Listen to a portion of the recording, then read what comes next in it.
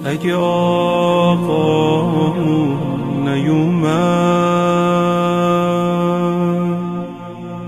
نذاریم دلا بمیره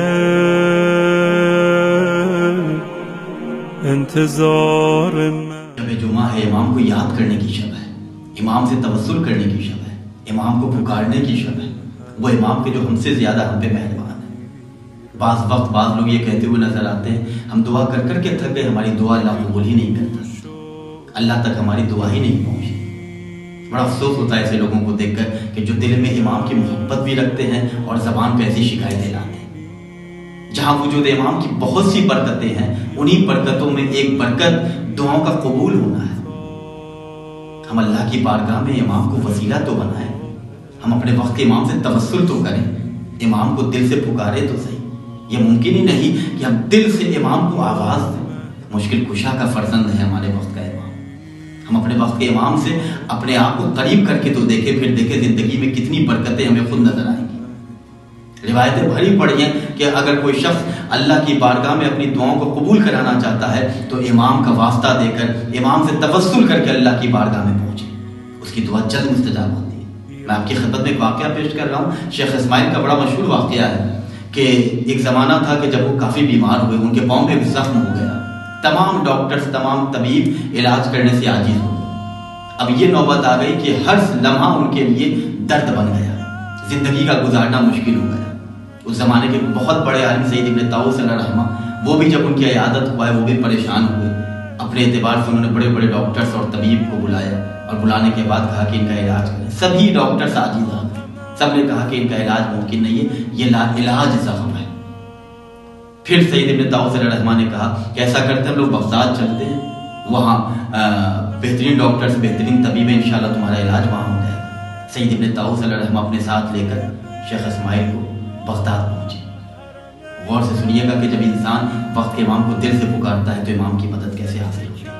ہم اپنی کمیوں کو تلاش نہیں کرتے اور ان پر انگلی اٹھا دیتے ہیں، اللہ پر ہم اعتراض کرتے ہیں، اللہ ہماری دعا نہیں سنتا۔ سید ابن طاؤس علیہ رحمہ انہیں لے کر بغداد پہنچے۔ بغداد کے جو بہترین ڈاکٹر تھے انہیں بلایا گیا، سب نے معائنہ کیا، سب نے دیکھا، سب ایک زبان ہو کر کہتے ہیں کہ اس کا علاج نہیں ہے۔